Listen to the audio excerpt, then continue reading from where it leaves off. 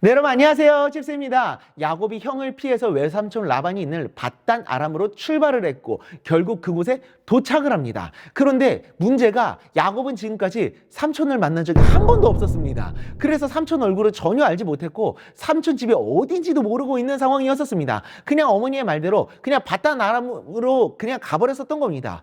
그래서 그렇게 밧단 아람에 도착했을 때 야곱이 우물을 찾았습니다. 당시 사람들에게 가장 필요한 것은 물이었었기 때문에 우물 곁에는 늘 언제나 사람들이 모여 있거든요. 야곱은 우물 곁에 모인 사람들에게 물어보면서 라반이 누군지를 찾고자 했었던 겁니다. 그리고 마침 사람들과 이야기를 나누고 있는 중에 라반의 딸이었던 라헬이 우물로 오게 됩니다. 그래서 야곱이 라헬에게 가서 인사를 합니다. 내가 당신의 아버지의 여동생의 아들이요 라고 하니까 라헬이 깜짝 놀라며 아버지에게 가서 이야기를 해주고 아버지 라반이 와서 야곱을 만나 반갑다면서 인사를 합니다. 너가 리브가의 아들이구나, 만나서 반갑다 라고 하면서 목숨을 구하기 위해서 갑작스럽게 떠났던 야곱의 여행이 끝나고 드디어 삼촌을 만나게 되는 겁니다. 자, 그런데 여기서 중요한 게 2절에 보니까 본즉이라는 말이 나옵니다. 본죽 아닙니다. 본즉.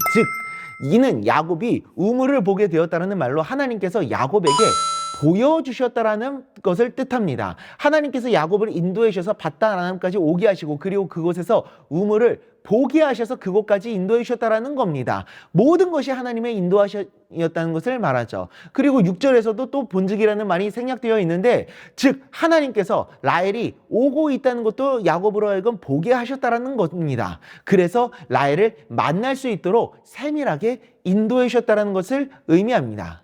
야곱의 이 모든 것이 우연이 아니라 하나님의 계획이었고 준비하심이었음을 알았던 겁니다. 베델에서 하나님을 만난 뒤 길을 떠나면서 이렇게 순탄하게 우물을 만나고 딸을 만나게 될 것이라고 누가 예상을 할 수 있었을까요? 그렇지 않았습니다. 다만 밧단 아람으로 길을 떠나면서 하나님의 약속을 그의 유일한 소망으로 의지하고 있었고 그 약속을 이루어 주실 것을 믿고 의지했었던 겁니다. 그리고 정말 그 약속대로 라헬과 라반을 예비해 놓으셨던 거죠. 하나님은 이처럼 우리의 모든 길을 예비해 놓으신 하나님, 여호와 이레의 하나님이십니다.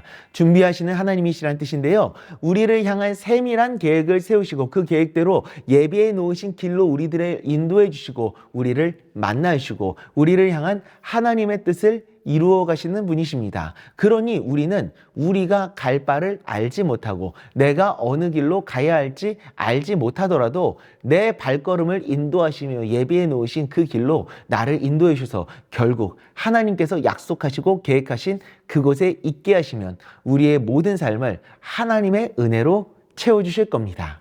그렇게 나를 위한 모든 길들을 예비해 놓으시고 내 발걸음을 인도하시며 그곳에 도착하게 하실 하나님을 믿음으로 바라보며 오늘도 하나님께서 말씀하시는 그 길을 따라 나아가는, 동행하며 나아가는 우리가 될 수 있기를 간절히 소망합니다. 기도하겠습니다.